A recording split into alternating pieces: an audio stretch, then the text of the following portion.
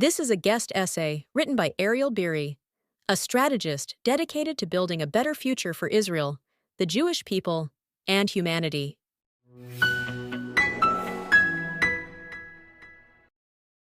Among the millions who voted in the American presidential elections last week are a few thousand Jewish citizens of the U.S. who have proudly and openly taken an anti-Zionist position plastered across social media, as well as on the front pages of the mainstream news sites. In doing so, these American Jews are taking responsibility for the government of the people, by the people, and ideally for the people that has been elected, while simultaneously rejecting the right of millions of Jews to do the same in Israel.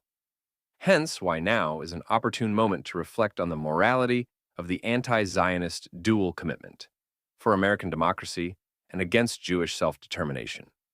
At its root, the Jewish anti-Zionist position is simple. The Jews are an ethnic or religious group, they would claim, while countries should be multicultural political entities equally representing all of their citizens.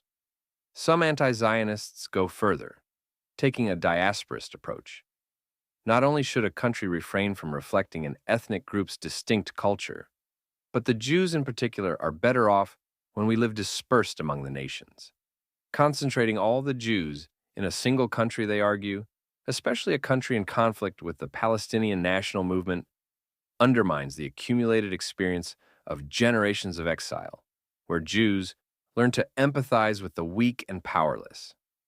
By acquiring power, they argue, Jews are alienated from the political ethic that developed within the Jewish tradition and inspired devotion to social justice. Both of these positions, when taken without context, could be argued as moral.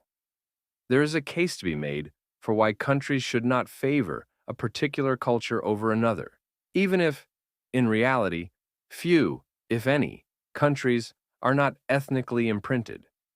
One can imagine a moral world in which solidarity is extended to all humans, without regards to culture or belief, keeping a country's mechanisms technocratically neutral as a platform for voluntary affinity communities, which one might assume would have the right to self-determination, even if they are Jewish.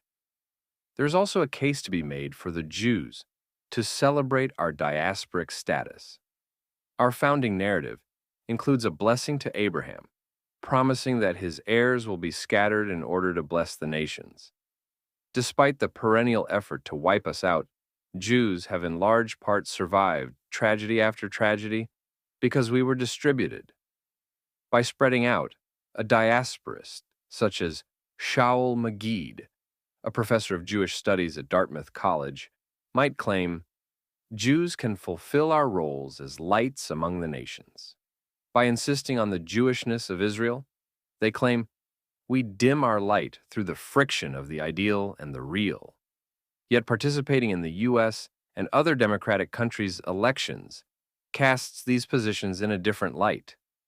Anti-Zionist Jews, it turns out, are willing to take responsibility for determining the government of, for example, the U.S., and all it entails, the continued occupation of native lands, the isolation of 15 million indigenous Native Americans on reservations, the continued force projection and military interventions, the ongoing extraction of fossil fuels, and the transformation of those heaps of carbon into greenhouse gases that threaten humanity's very future.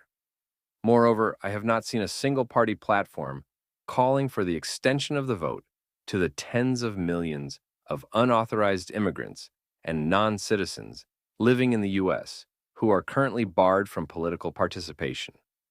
They may argue that their political participation is intended to ameliorate these realities.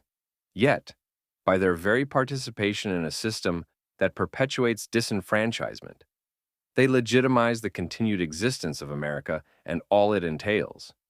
This is not to say that America is immoral or to question its right to exist. On the contrary, it is to recognize that America, founded upon a clear ethnic and religious foundation, imprinted on its present culture, holidays, and institutional structures, is doing the best it can to create the ideal conditions for life as determined by its citizens. Furthermore, it is to recognize that liberal democracies have not been, ever, founded on a blank slate, and are not, ever, truly reflective of all of the residents within a particular geographic boundary. They are works in progress, aspiring to a better tomorrow as defined by the values shared by the citizens who bring them into being. To actively participate in the American election, for example, and in doing so, to legitimize the existence of the U.S. while calling for the dissolution of Israel, is not only hypocritical, it is immoral, because it distinguishes between what is permitted to some and not permitted to others, too. It necessarily determines that Jews do not deserve that which is assumed by Americans and others in democratic countries. It privileges the existence of certain countries over others, despite the complexities inherent in the birth of all nations, and relegates the Jews to second-class status by definition, at the pleasure or mercy of the countries which allow us to settle there. The perennial minority, free to critique so long as we stay in the favor of the powers that be, it is immoral to participate in the democratic process in America and other democratic countries while delegitimizing the democratic process in Israel. Just as it is immoral to deny from the Jews the rights afforded to Greeks, the English, or the 97 other countries, with both an ethnic identity and an official state religion.